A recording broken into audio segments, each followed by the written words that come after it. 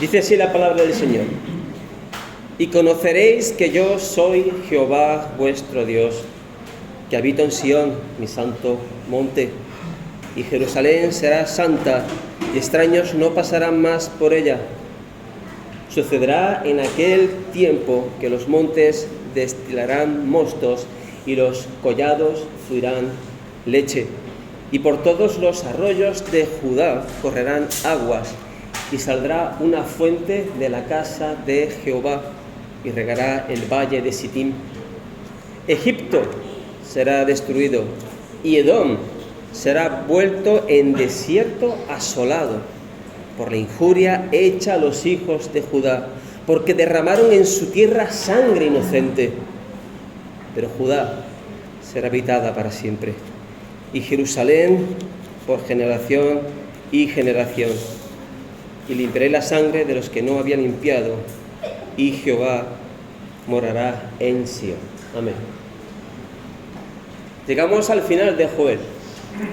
¿Cuántos de vosotros podríais hoy, en esta mañana, hacernos un breve resumen de lo que ha sido el libro de Joel? ¿Me encargo yo? Breve recordatorio, hermanos. Joel estaba predicando acerca de una dura noticia: que los campos iban a secarse, que el ganado iba a morir de hambre, que los graneros iban a vaciarse y que la langosta iba a devastar la tierra. ¿Por qué estaba pasando esto? ¿Recordáis? No es que los judíos habían sido malos trabajadores, o que bueno, son cosas que tienen que pasar y bueno, hay años buenos y años malos. No se trataba de eso. Estas desgracias iban a ser el castigo divino porque habían dado la espalda a Dios. Esta mañana leíamos el salmo del salmista que decía: ¿a dónde huiré de tu presencia? El pueblo de Dios afortunadamente no puede huir de la presencia de Dios, pero es que los rebeldes tampoco pueden hacerlo. La ira de Dios estaba siendo descargada sobre Judá. De ahí el llamado al arrepentimiento. Y de ahí también la promesa de que llegaría el día en el que el Señor confrontaría a todos sus enemigos y, por supuesto, saldría victorioso sobre ellos.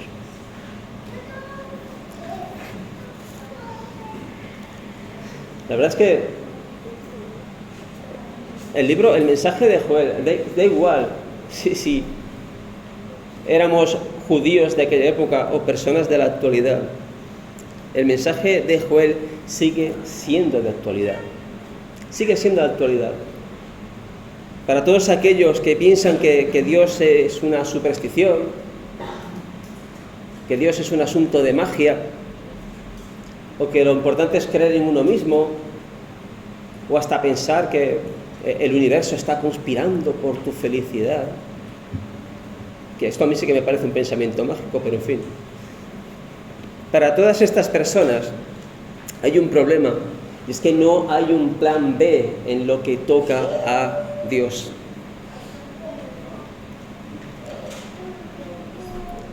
Lo único que nos queda por delante, si pensamos que podemos vivir de espalda a Dios, es la langosta que devorará nuestras vidas. Y esta langosta la vemos todos los días. La vemos con el aspecto de la desesperanza, del cinismo, de la amargura y de la falta de propósito en la vida. Y esta langostita va comiendo todo lo verde que hay en la vida de cada uno. Así que, como hemos dicho hace un momento, ¿cuál es la solución? Volver arrepentidos al Señor, reconociendo nuestra dependencia de Él antes de que sea demasiado tarde. Antes, como vimos en sermones anteriores, de que venga el día terrible de la ira de Dios en contra de todos aquellos que han despreciado el gran regalo, cuyo nombre es Jesucristo.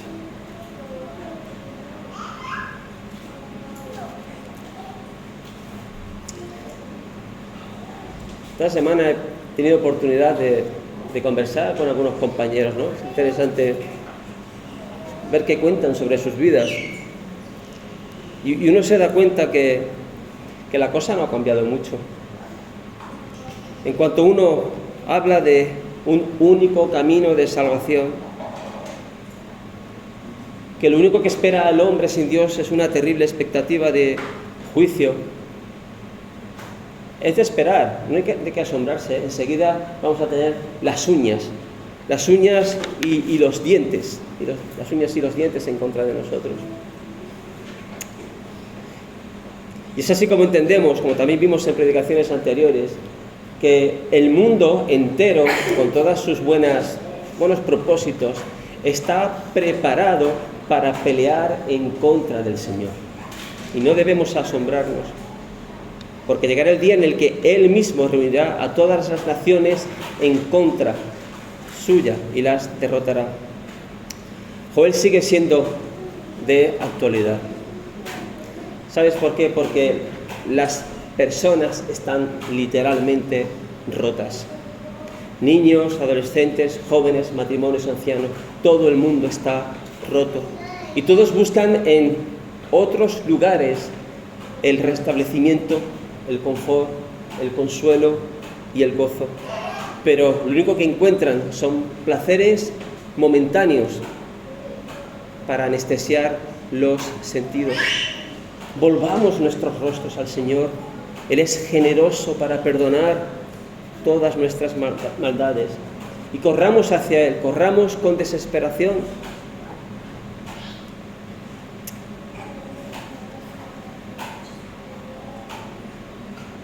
Estaba esta semana, hermanos, preparando el sermón y pensaba en que, de verdad, a veces despreciamos las luchas por las que pasamos, nuestras luchas personales, nuestras luchas como iglesia, y la verdad es que en ocasiones pueden ser duras. Todos sabemos que nuestro Dios no ha prometido nuestro mejor mundo aquí y ahora. Sabemos que más bien Él ha prometido lo contrario, que en este mundo tendremos aflicción. Pero en medio de todas estas situaciones que algunos conocemos, que algunos compartimos, otros nos las guardamos, ¿verdad? Debemos recordar siempre que Dios nunca nos ha abandonado. Es verdad que a veces todo viene del revés y nuestra fe es probada. Nos sentimos tambaleados, pero nunca debemos olvidar que Dios es Padre. Dios es Padre. Dios es como esa gallina que protege bajo sus alas a su pueblo. Y Él nos da una orden muy clara cuando el temor nos invade. Y esta es: echa tu ansiedad sobre mí. Yo te lo pregunto, no es un consejo, es una orden. Hazlo. Echa tu ansiedad sobre mí.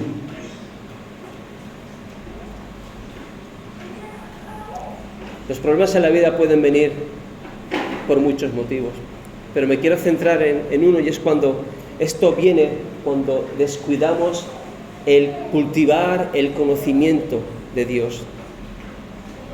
Y este conocimiento, por supuesto, que incluye el estudio, la teología, pero a Dios debemos conocerlo en primera persona, realmente, y no de oídas.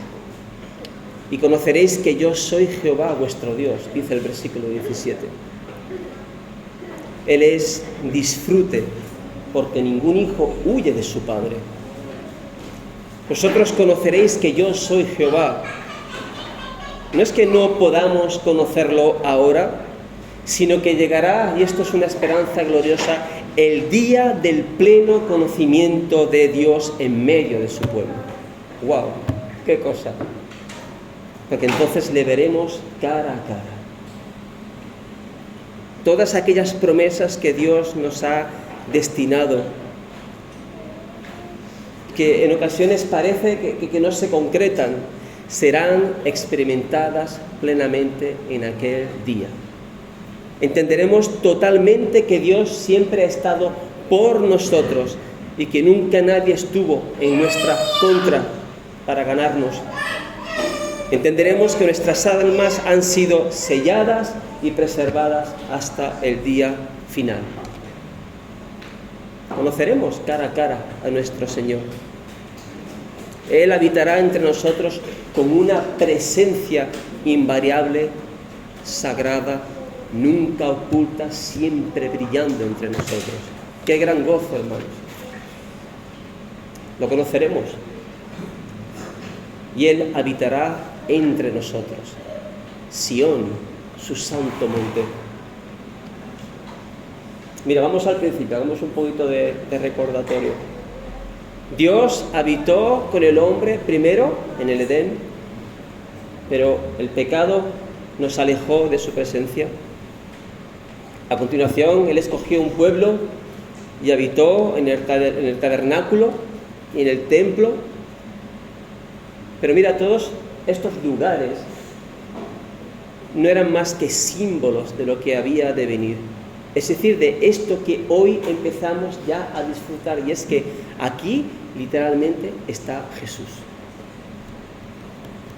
Yo no sé señalar dónde está, o si es algo que... Pero está, hermanos, y no es poesía. Jesús está aquí con nosotros. Estamos conociendo el tabernáculo, el templo de Salomón. Eran sombras, porque Dios no habita en edificios hechos por mano de hombre, ni puede ser metido en un lugar ni en un monte, sino que Él es vida. Él es vida que habita plenamente en su iglesia. Nosotros somos el sillón donde Jesús se sienta. La iglesia es el Edén restaurado. La iglesia es ese jardín que será perfeccionado en un futuro glorioso cuando vivamos con Él. Sabemos que Él permanecerá siempre con nosotros. ¿No es esto motivo de felicidad?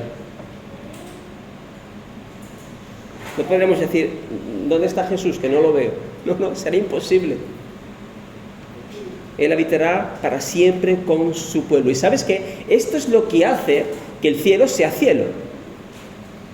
No porque haya angelitos con arpas ni nubes mullidas, no, es porque nuestro Señor habitará plenamente con nosotros. La misma presencia de Dios en todo y en todos. Estaremos para siempre en la ciudad del Dios viviente. Y mira, este lugar, como sabéis, nos describe Apocalipsis, es un lugar no contaminado. Juan nos dice: me llevó en el espíritu a una montaña grande y alta y me mostró una gran ciudad, la Santa Jerusalén, descendiendo del cielo de Dios, teniendo la gloria de Dios. Impresionante. Esta nueva Jerusalén, como Jesús nos prometió, está siendo preparada en estos momentos para nosotros. Preparada de modo que ningún extraño puede entrar dentro para atacar o profanar. Eso significa que al final la iglesia nunca más será contaminada, seremos libres del pecado. Pero quienes hoy en día viven de espalda a Dios no podrán reclamar su entrada en ella, porque nuestro Señor nunca les habrá conocido. Lo único que conocerán de Él será su rechazo. Dios ha prometido un tiempo en el que su gloria será claramente visible para su pueblo.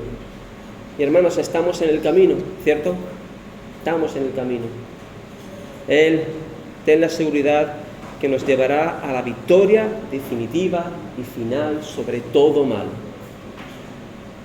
Dios ha prometido un tiempo donde nunca más seremos burlados ni perseguidos, porque Él definitivamente será nuestro guardián y protector. ¿Sabes para qué? Para que seamos una iglesia gloriosa, sin mancha, ni arruga, ni nada por el estilo, sino santa. Ese es el propósito. El versículo 18 dice que en aquel día futuro los montes destilarán mosto y los collados fluirán leche. Hermanos, de verdad es que el profeta Joel usa un lenguaje tan poético, tan hermoso para este glorioso futuro. Todos sabemos que en la antigüedad no había Mercadona, ¿verdad? No había supermercados. Nuestros hermanos de la antigüedad Pensaban que la abundancia estaba pues en abrir sus armarios y tener su vino, su leche. Eso era abundancia. Y son símbolos, son símbolos. Es así como tenemos que entender esta figura, porque Dios está más preocupado en nuestra salud y alimentación espiritual que en lo material. Vino y leche espiritual, alegría, alimento para el alma que obtenemos a través de Cristo. Aquellos que no quieren el pasaporte para la Nueva Jerusalén buscan otras cosas. Ellos sí que buscan vino y leche literal. Y se organizan, escriben libros, hacen conferencias, dan charlas. Y mueven dinero y presupuesto buscando la paz del mundo y la estabilidad, que nunca llegará, nunca llegará. Porque la edad de oro del hombre no está en el pasado, como decían los clásicos, sino que pertenece a los planes futuros del Señor. Y hoy la Iglesia puede disfrutar de los entrantes, podemos disfrutar del aperitivo, de aquel banquete que nos ha sido reservado. ¿Cuáles son estos manjares que tenemos hoy? Bendiciones de gracia, frutos de amor, perdón, paz, justificación. ¿Es poca cosa? En nada lo es. Y es necesario que la Iglesia del Señor abunde en estas cosas y que sean visibles para todos, que no sea teología, que no sean palabras. Hermanos, en la Iglesia Cristo tiene que ser más embriagante que el vino y más nutritivo que la leche. Y por todos los arroyos de Judá correrán aguas, en plural, correrán aguas. Incluso hoy, en medio de tus dificultades personales o de las dificultades que tenemos como iglesia, Dios hace que corra agua fresca por ella. ¿Qué dijo el Señor? El que tenga sed, venga a mí y beba. Nosotros, por su gracia, hemos llegado a ser esos cauces por los que corre el agua viva y fresca del Evangelio. Somos los canales por los que fluye la palabra del Señor, esa fuente excelente de verdad y doctrina. Muchas personas no quieren doctrina, pero la doctrina es la verdad, y la verdad es nuestro Señor. Somos los canales por los que corren las bendiciones de la gracia, abundantes promesas y paz espiritual, aguas frescas que curan y refrescan. ¿Sabes qué? Mira, todas estas bendiciones no vienen del que predica, no viene de la casualidad, viene de la casa de Jehová, como dice el versículo 18. En Jehová está la fuente de toda la abundancia. No vayas a ningún sitio a buscar otra fuente, fuentes con aguas de mala calidad, fuentes que hacen daño al que la bebe, fuentes que se secan. Dios es el comienzo de todos los arroyos, Él es el centro de todo bien. Así que, hermanos, no llenemos nuestras mentes como los profanos que solo piensan en su bienestar material, cosas que acaban en la letrina. No busquemos cosas que no tienen propósito eterno, sino al contrario, busquemos a Cristo, porque en Él está nuestro alimento y nuestra bebida. Que sus sufrimientos, sus méritos, su gracia conforten nuestro cuerpo.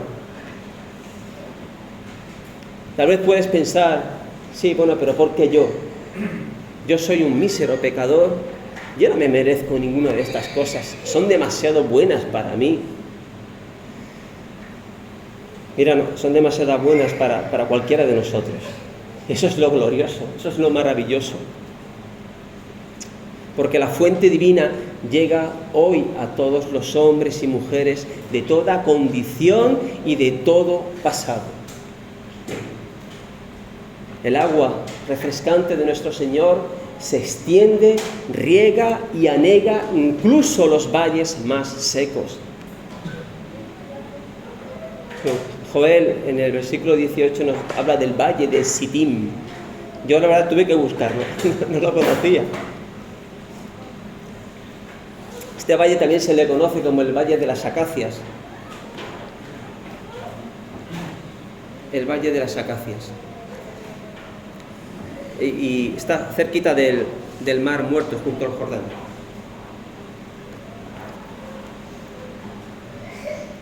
Aquel lugar sirvió, si investigamos un poquito, como la parada final antes de que Israel entrase en tierra prometida. Llegaron a un lugar que era un valle seco, lleno de acacias, el Valle de Sittim.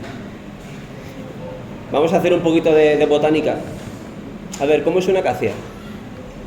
Vamos a suspender el examen, ¿verdad? ¿Cómo es una acacia?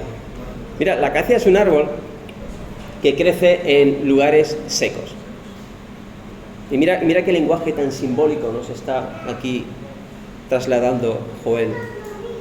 Porque cada uno de nosotros somos o hemos sido esa acacia en mitad del desierto.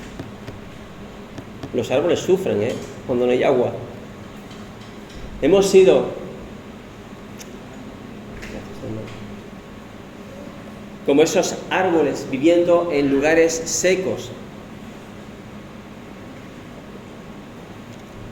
en las márgenes de la tierra prometida. ¿Sí? Tierra prometida y el árbol en el desierto, asomado, pero sin entrar. Pero mira, el agua fresca de salvación, y gracias hermano por el agua fresca, llega a los lugares más insospechados. A veces uno dice, bueno, ¿pero por qué a mí? Esto es lotería, pero no entiendo. Es la soberana decisión del Señor. Tú no tienes nada que ver en esto. Para su gloria.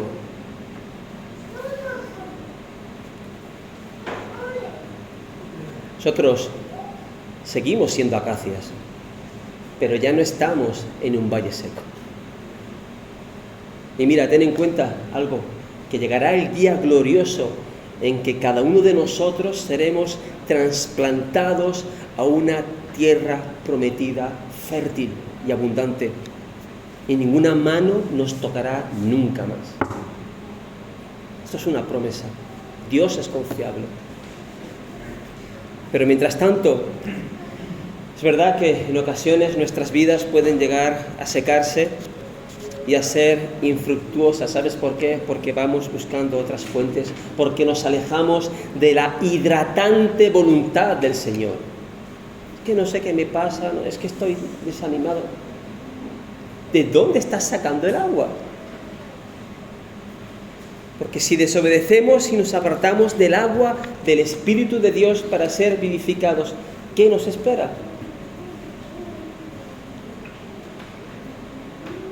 Si tú eres esa acacia y has gustado del agua divina y estás viendo que tus ramas se están secando, suplica al Señor que traiga de nuevo copiosas aguas frescas sobre ti. Búscalo, clama a Él, mira a Cristo porque Él es la fuente. Sus sufrimientos, sus méritos nos limpian y nos refrescan. Esta es la gracia del Evangelio fluyendo desde Cristo, para que seamos un árbol que abunda en frutos, frutos de justicia.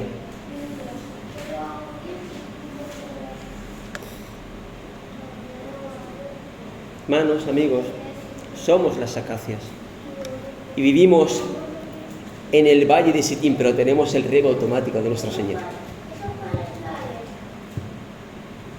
En este mundo, en este desierto, parece que hay muchos oasis. El culto al cuerpo, la diversión, el éxito, el dinero, la belleza, toda cosa que es alegría pasajera.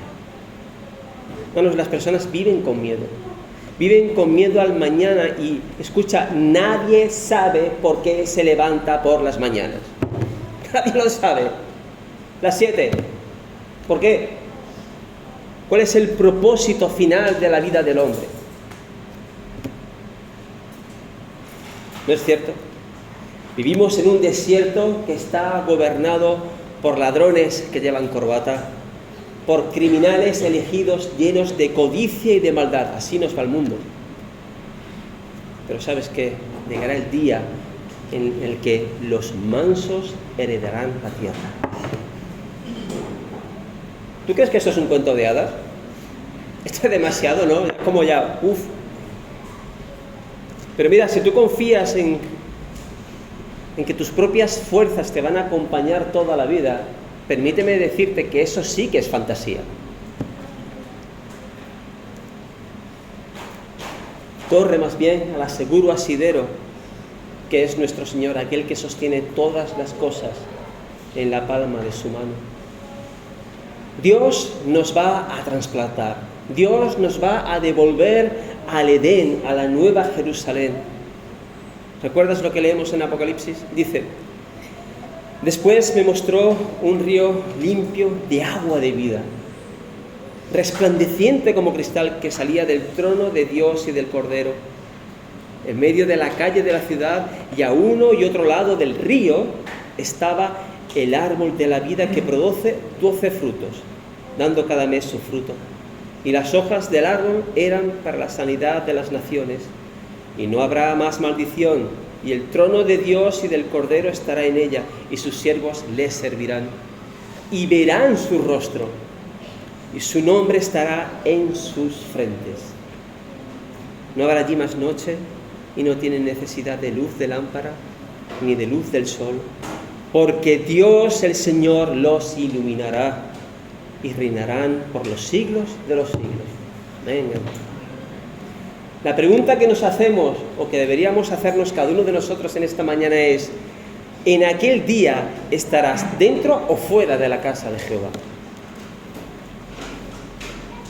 Bueno, de verdad, qué terrible responsabilidad será que en aquel día tú te acuerdes de este púlpito, de hoy. Qué terrible, hermano.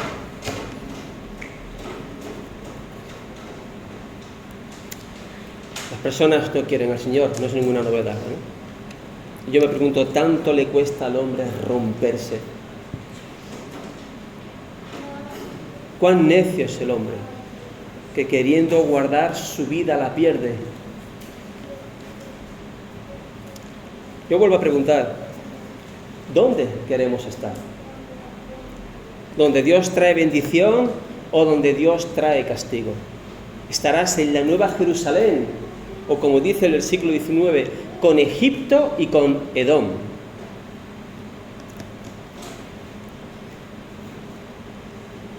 Ciertamente en los tiempos bíblicos Egipto y Edom eran enemigos de Israel. Es cierto que Egipto fue un inmenso granero, incluso en época romana. Era fértil gracias al Nilo, era un país que prosperaba, un país que se convirtió en un gran imperio.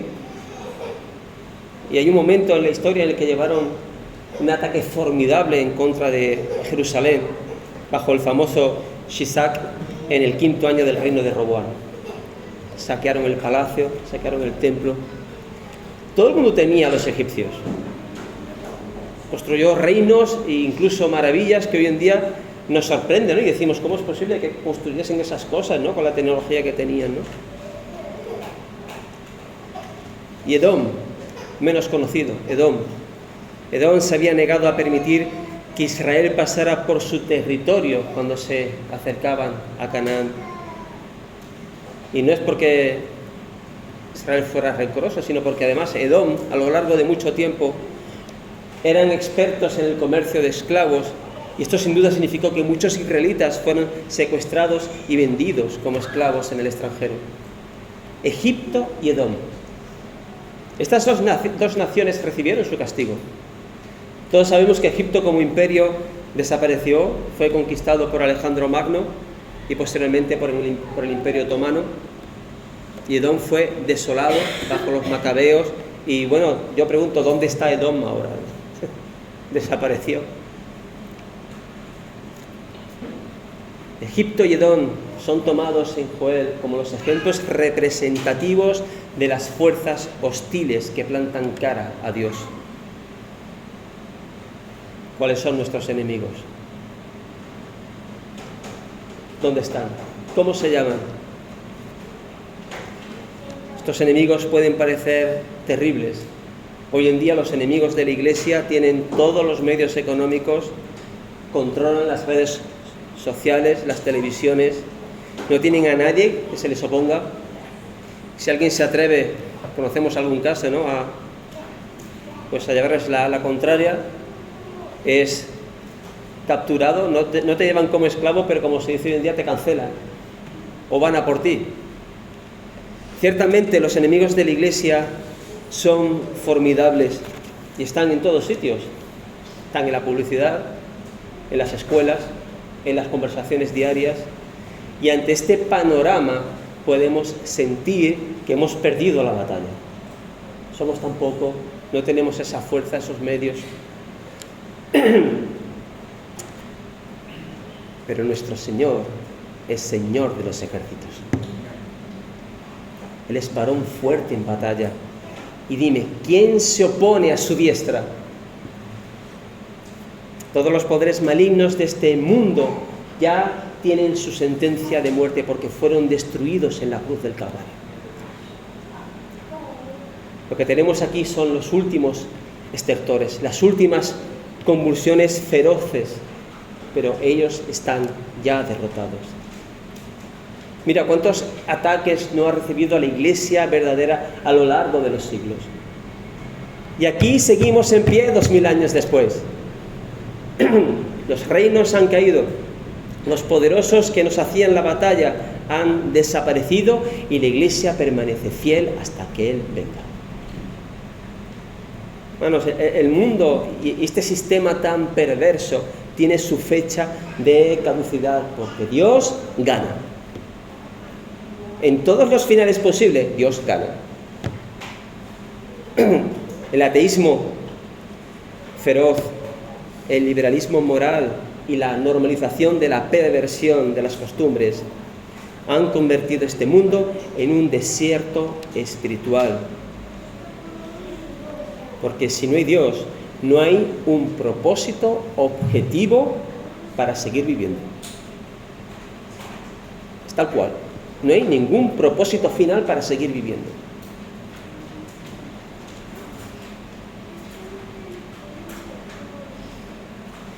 Es curioso cuando escuchamos hablar a tantas personas con tantos buenos propósitos para la humanidad y para este mundo. Están cargados de buenas intenciones. A mí me recuerda como si fuesen fantasmas de esa ley moral que el Señor puso en nuestros corazones acerca de lo que es correcto. Pero está tan distorsionado.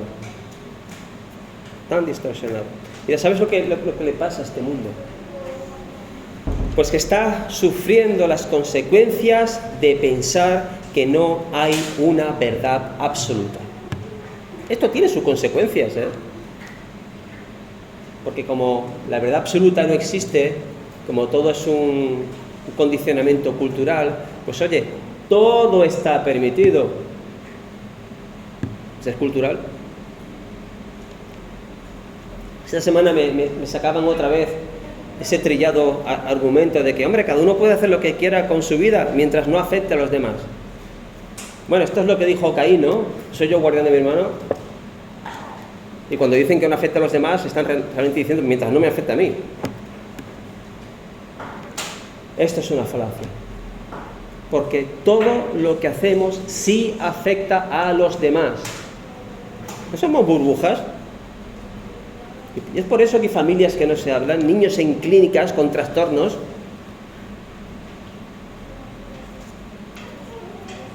Esta es la manera equivocada en la que la sociedad, como dicen ahora, la sociedad, como si la gente no formase parte de la sociedad, ¿verdad? Como yo y la sociedad, entiende la libertad. Una libertad que lleva a la destrucción, al individuo y a la familia. Y como dice la expresión, si no te lo crees, a las pruebas me remito.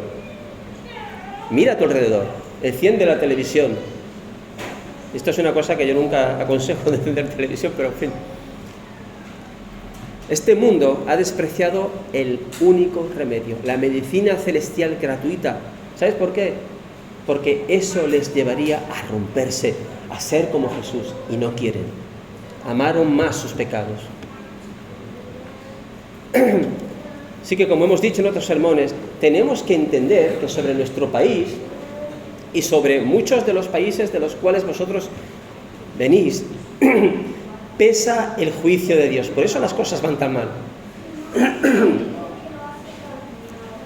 No puede haber un final feliz para este mundo. Así que no existe el progreso verdadero. No hay paz social. La persiguen, se gastan dinero y hacen programas, historias. No, esa misión no se cumplirá. Y el mundo seguirá gastando millones en pastillas para no sentir el dolor de vivir. Porque vivir sin Jesús duele.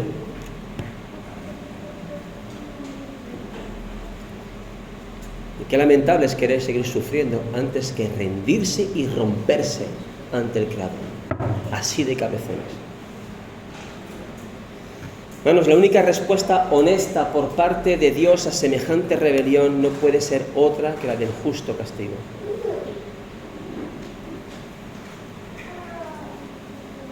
Hermanos, sería muy fácil coger este local y llenarlo de actividades, de artistas invitados, predicadores más guapos que uno, ¿verdad? Más famosos, luces, espectáculos. Pero tú diles a las personas que enfrentan una condenación eterna por causa de sus pecados. A ver qué pasa. Diles que el único remedio que tienen es la amorosa salvación que les va a llevar a negarse a ellos mismos y adoptar el carácter de otro.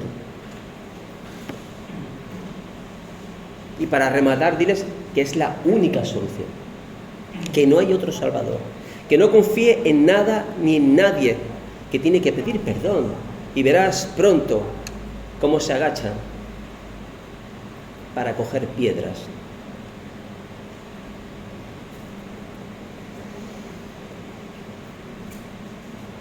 ¿Cuántas veces no han apedreado a la iglesia? Y si no nos apedrean es porque no estamos haciendo bien nuestro trabajo. Y en todas estas circunstancias, nosotros, para nuestro Señor, somos como las niñas de sus ojos. Él nos ama a través del sufrimiento, glorioso sufrimiento. Así que cuánta furia no habrá destinada para aquellos que han manchado sus manos con la sangre de la iglesia. Hermanos, Dios no nos va a liberar de situaciones de desprecio, o como ocurre todavía en algunos lugares, con el martirio. Cosa terrible que han gustado muchos de nuestros hermanos en el pasado, el martirio. Pero nunca debemos olvidar que nuestro Dios nos ha tomado bajo su protección, porque podrán destruir nuestro cuerpo, podrán dañar nuestra fama, pero nuestra alma es mucho más valiosa y está ganada y guardada por Cristo. ¿Por qué están pasando estas cosas? ¿Por qué se persigue a la iglesia del Señor? ¿Por qué andamos asustados? Mira, el Señor sufre por un tiempo las injusticias cometidas por su pueblo.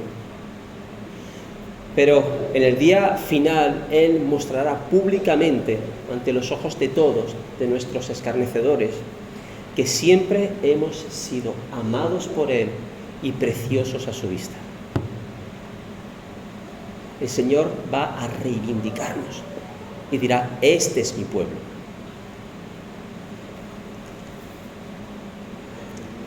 Dice el versículo 20: pero Judá será habitada para siempre y Jerusalén por generación y generación. Mira, lo peor que le podía pasar a algún pueblo en la antigüedad es que sus ciudades quedaran deshabitadas. Porque esto, bueno, pasaba pues porque había una epidemia, una guerra, algo tremendo. Las ciudades no se vacían, porque había pasado la catástrofe. Sin embargo, Dios nos está dando plenas garantías de que su pueblo nunca más será un desierto. Y no es porque nosotros seamos muchos y mejores, más bien todo lo contrario, sino porque tenemos una promesa firme. Una promesa firme no por una temporada, sino por la eternidad. Porque Dios no está de nuestro lado durante un buen momento o durante algunos días. Dios no está de nuestro lado cuando lo hacemos bien. Él está de nuestro lado incluso cuando lo hacemos mal. Porque tenemos el favor perpetuo suyo. Y Él permanece constante en su propósito de guardarnos y de protegernos. La iglesia será siempre habitada. ¿Sabes por qué? Porque Cristo siempre estará en ella. Y por lo tanto habrá vida en ella. Nunca seremos un desierto como Egipto y Edom. Porque Dios se hizo carne y Él habitó entre nosotros, murió por su pueblo y resucitó. Y allí donde está Él, estará su iglesia. No será así con los impíos, quienes florecen por un tiempo, pero cuyo fin es la muerte. Muchos, desde el comienzo de la iglesia, han buscado desarraigar la verdadera religión cristiana. Y no han faltado los enemigos, como decíamos un momento. Roma, el Islam, la propia Iglesia Católica, y en este terrible siglo XX, el comunismo que tantos hermanos mártires ha levantado. Pero mira, a pesar de tanto dolor, ellos han atraído sobre sí vergüenza eterna. Lo han intentado, lo seguirán intentando. Acabar con los embajadores del rey. ¿Sabes por qué? Porque así hicieron con el Maestro. A lo mejor hoy en España no nos mandan a campos de reeducación, pero sabemos que el maligno nos rodea. Él nos rodea, ¿sabes con qué propósito? Para que nos avergoncemos del Evangelio. Para que negociemos la fe. Para que rebajemos la contundencia de la gran comisión. Para que hablemos bajito. Para que todos sigan creyendo que los cristianos son personas muy tolerantes. Pero, amigo mío, hermano, el Evangelio es intolerante con el pecado. La cuestión es, ¿cuántos de nosotros estamos listos para pagar el precio? ¿Cuánto tenemos que perder? El enemigo lo ha intentado y lo seguirá intentando, pero la verdadera iglesia nunca será aniquilada. Porque, fíjate qué cosa tan tremenda, cuanto más se oprime a la iglesia, más verde y vigorosa brota. Así que no caigamos en el engaño de Satanás, de dormirnos en el conformismo, de pensar, bueno, yo vengo los domingos a la iglesia, ya está. Porque si decimos esto, de lunes a sábado, Satanás se encargará de nosotros.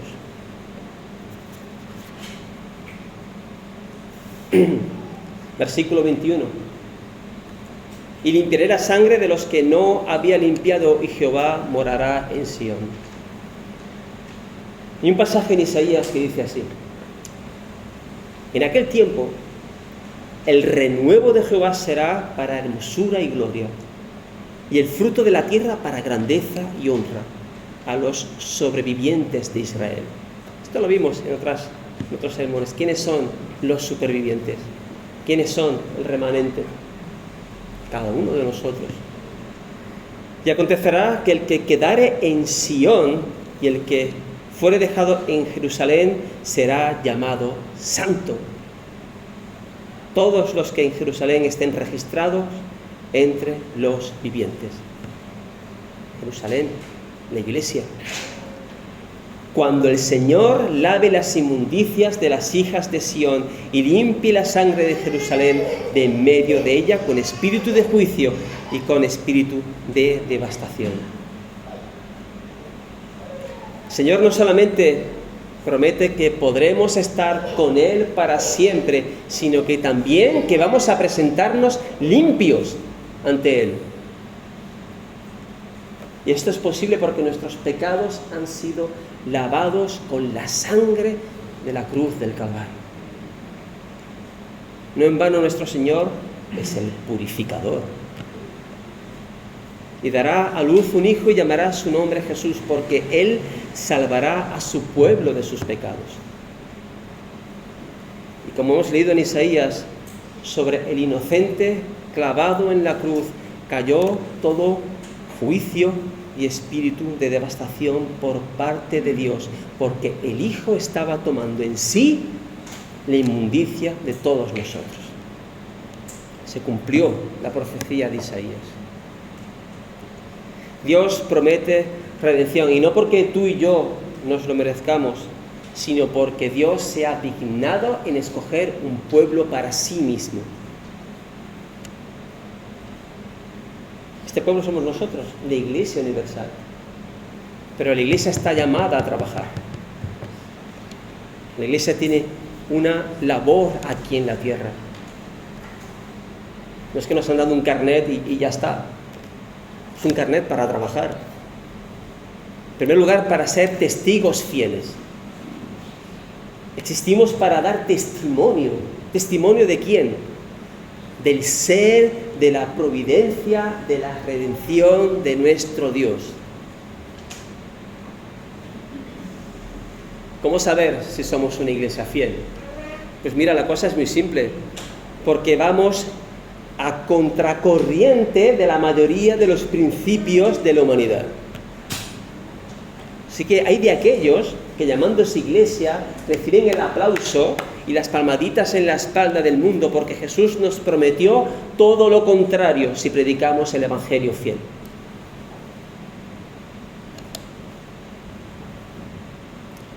En segundo lugar, la iglesia tiene que vivir lo que predica. Porque el objetivo de la iglesia es reflejar la perfección del Maestro. Solamente el cristiano dice, no, es que existe Dios. Bueno, se lo puede decir Satanás también. Sino que el cristiano dice, mírame y verás a un pecador, pero esforzado imitador del carácter de Dios. Hermanos, para concluir, Dios tiene la última palabra, y esto lo sabemos. Su máxima soberanía será revelada al final ante los ojos de cada persona que ha pasado por este mundo. Nosotros no podemos predecir cuándo será este final, pero podemos tener confianza plena en que el Señor regula los acontecimientos del mundo. Toda la historia, así como la nuestra, está en las manos de Dios.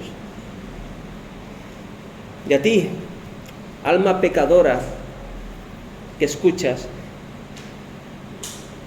y que aún quieres permanecer firme y no doblar tu rodilla delante de Dios, yo te aseguro que es mucho mejor reconocer la soberanía de Dios ahora que después.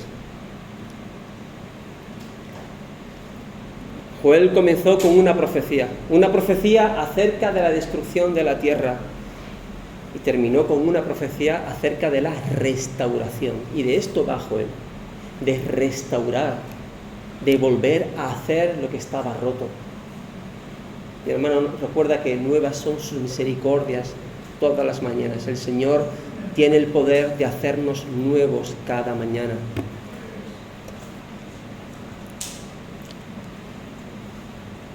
Pero, como decía Joel, ¿qué hace falta? Arrepentimiento, y tendremos perdón.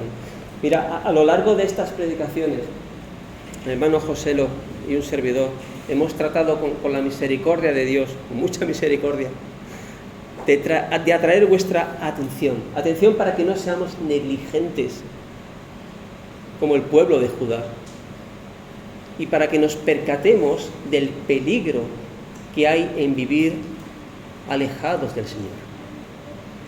Así que corramos a los pies de Cristo, confesemos nuestros pecados, vayamos arrepentidos y tendremos parte en las gloriosas promesas enseñadas por Joel. Pero si tú desobedeces y das la espalda, lo único que enfrentarás será muerte y destrucción. Medita en tu corazón todas estas palabras, porque el mensaje de Joel habla a tu vida.